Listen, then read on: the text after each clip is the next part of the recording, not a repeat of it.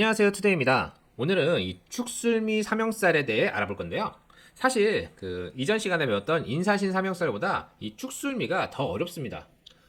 사주에서 토를 이해하는 것이 가장 어려운데요. 이 축술미 삼형살도 그만큼 이해하고 적용하기가 좀 어렵습니다. 그래서 이번에도 가장 기본적인 내용을 알기 쉽게 풀어보려고 노력했습니다. 네, 도움이 되셨으면 좋겠습니다. 그럼 한자를 좀 먼저 볼게요. 축술미도 이제 형살이니까 이제 형벌을 주는 살인데요. 흔히 이 무은지형이라고 합니다. 그 중에서 이제 이 은이란 글자가 어떤 뜻을 가지고 있는지 좀 길게 써봤는데요. 자, 은이란 글자는 은혜, 인정, 온정, 혜택, 사랑할, 감상할, 베풀 은입니다. 네. 그러니까 이제 무은지형은 은혜가 없는 형살입니다. 인정이나 온정도 사랑하거나 감사하거나 베풀 것이 없는 형살입니다. 다시 말하면 이 대상이 없는 살입니다. 인사시는 가해자와 피해자가 있습니다. 그런데 이 축술미는 가해자가 없습니다. 인사시는 원인과 결과가 있는데 축술미는 그런 것이 없습니다.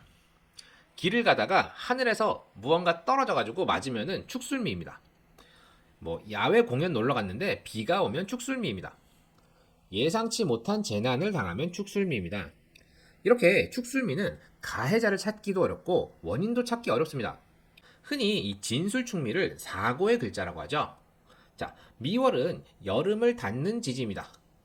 그리고 목의 묘지이기도 합니다. 네, 봄이 무덤으로 가는 계절이죠. 자, 술월은 가을을 닫는 지지입니다. 그리고 이 화의 묘지이기도 합니다. 여름이 무덤으로 가는 계절. 자, 축은 겨울을 닫는 지지이자 금의 묘지. 네, 가을이 무덤으로 가는 계절입니다. 인사시는 미래의 약속에 대한 배신이기 때문에 원인과 결과가 명확합니다. 그러나 이 축술미는 계절을 닫는 지지이자 묘지이기 때문에 닫고 덮어버려서 명확하게 원인이 드러나지 않습니다. 원인 자체도 당사자에 의해 기인했다기보다는 여러 가지 원인들이 복잡하게 얽혀 있는 경우가 많습니다. 예를 들어 이 축술미형으로 인해 암이 걸렸다면 그 원인을 찾기가 어렵습니다. 그리고 축술미로 수술을 했는데 수술 후유증이 남았다면 그것도 원인을 찾기 어렵습니다. 실력 있는 의사가 맡았고 수술이 잘 되었어도 이상하게 후유증이 남는 경우가 생깁니다. 그래서 이 축술미 사명을 나쁘게 얘기하면 원인을 알 수 없는 예상치 못한 재난인데요. 좋은 점은 예전에 이 백호대살에 대한 강의 때 말씀드렸죠. 네, 고지의 형이니 형을 겪고 나면 얻는 게 생깁니다. 그러나 이 예상치 못한 재난을 당하면 그 충격이 더 크기 때문에 사람들은 그 점에 더 주목하게 됩니다. 그러면 누가 피해를 보느냐? 의외로 이 토에 해당하는 육친이나 십성은 별로 피해를 보지 않습니다. 지장간 내의 육친성, 그러니까 이 축술형이면 축중 개수와 신금, 술중 신금과 정화에 해당하는 육친이나 십성에 피해가 발생하는 일이 많습니다. 자, 그러면 이 축술미 사명은 언제 발동될까요? 네, 사주에 있는 축술미 사명의 글자를 건드릴 때 발현이 됩니다. 자, 예를 한번 들어보죠.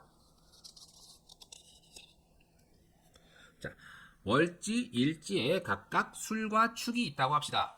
자, 운에서 이 미가 들어오면 축술미 사명살이 제대로 작동합니다. 축이나 술이 들어와도 작동합니다. 이렇게 축술미의 글자가 들어올 때는 사명살이 뭔지 확실하게 느끼게 됩니다. 그런데 이 진이 들어와도 사명살이 발현됩니다. 진술충에서 사명살을 건드려주기 때문입니다. 그리고 그 외에 축이나 술과 이제 육합이나 반합하는 글자가 들어와도 발현은 되는데 좀 약하게 발현이 됩니다. 자, 오늘은 축술미 사명살에 대해 알아보았는데요. 기본적인 내용을 최대한 쉽게 풀어드리도록 노력해보았습니다. 도움이 되셨나요? 도움이 되셨다면 구독과 좋아요, 알림 설정 꼭 부탁드립니다. 그럼 이만 마치도록 하겠습니다. 감사합니다.